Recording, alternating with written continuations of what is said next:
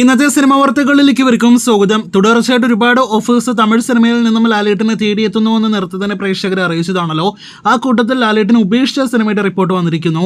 അത് പ്രകാരം തമിഴിലെ പ്രമുഖ നടനും സംവിധായകനുമായ സുന്ദർ സി ലാലേട്ടനോടൊരു കഥ പറഞ്ഞിരുന്നുവെന്നും ആ കഥയുമായിട്ട് ബന്ധപ്പെട്ട തുടർ ചർച്ചകൾ നടന്നിരുന്നുവെങ്കിൽ പോലും ആ സിനിമ ഉപേക്ഷിക്കുകയാണ് ഉണ്ടായത് എന്നാണ് തമിഴിലെ പ്രമുഖ മാധ്യമം കൂടെ വേലൈ പേജ് അറിയിച്ചിരിക്കുന്നത്.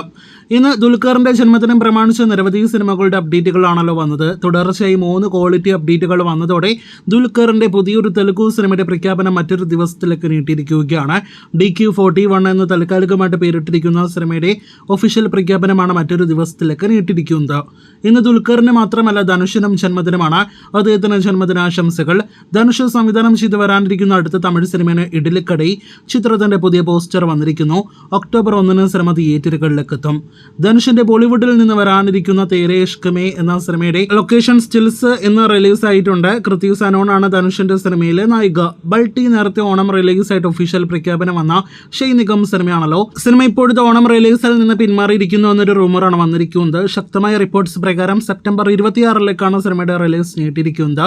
അടുത്ത റിലീസ് തീയതി ഒഫീഷ്യൽ പ്രഖ്യാപനത്തിനായിട്ട് കാത്തിരിക്കാം. കുറച്ച് ദിവസങ്ങൾക്ക് മുന്നേ തന്നെ അവതാറിന്റെ 3ാം ഭാഗത്തിന്റെ അതായത് അവതാർ ഫയർ ആൻഡ് ആഷ് എന്ന സിനിമയുടെ ട്രെയിലർ ലീക്ക് ആക്കപ്പെട്ടിരുന്നല്ലോ. ഇപ്പോഴത്തെ ട്രെയിലർ ഒഫീഷ്യലായിട്ട് റിലീസ് ആയിരിക്കുന്നു. നല്ല കിഡിലൻ ക്വാളിറ്റി സൗണ്ട് എഫക്റ്റ് എല്ലാം തന്നെ അടങ്ങിയ ഒരു ട്രെയിലർ കട്ടാണ് റിലീസ് ആയിരിക്കുന്നത്. ക്രിസ്മസ് റിലീസായിട്ട് ഈ വർഷം സിനിമ തിയേറ്ററുകളിലേക്ക് എത്തും. ഇനി 40-ൽ പരം ദിവസങ്ങൾ മാത്രം ബാക്കി മദ്രാസി എന്ന ശിവകാർത്തികേയൻ സിനിമ തിയേറ്ററുകളിലേക്ക് എത്താനായിട്ട്. സിക്കന്ദറിന് ശേഷം AR മുരുകാദോസ് സംവിധാനം ചെയ്യുന്ന സിനിമയ്ക്ക് സംഗീതം നൽകുന്നത് അനിരുദ്ധാണല്ലോ. സിനിമയിലെ ഫസ്റ്റ് സിംഗിൾ പ്രൊമോ വീഡിയോ നാളെ വൈകിട്ട് 5 മണിക്ക് വരും എന്നൊരു ഒഫീഷ്യൽ പ്രഖ്യാപനം ഇന്ന് വന്നിരിക്കുകയാണ്. അടുത്തത് അനിരുദ്ധ് സംഗീതം നൽകി ലോകേഷ് സംവിധാനം ചെയ്ത രജനികാന്ത് നായകനെത്തുന്ന കൂലി അപ്ഡേറ്റ് ആണ്. ഓഗസ്റ്റ് 14 തിയേറ്ററുകളിലേക്ക് എത്തുന്ന സിനിമയുടെ ഒഫീഷ്യൽ ട്രെയിലർ അപ്ഡേറ്റ് വന്നിരിക്കുന്നു.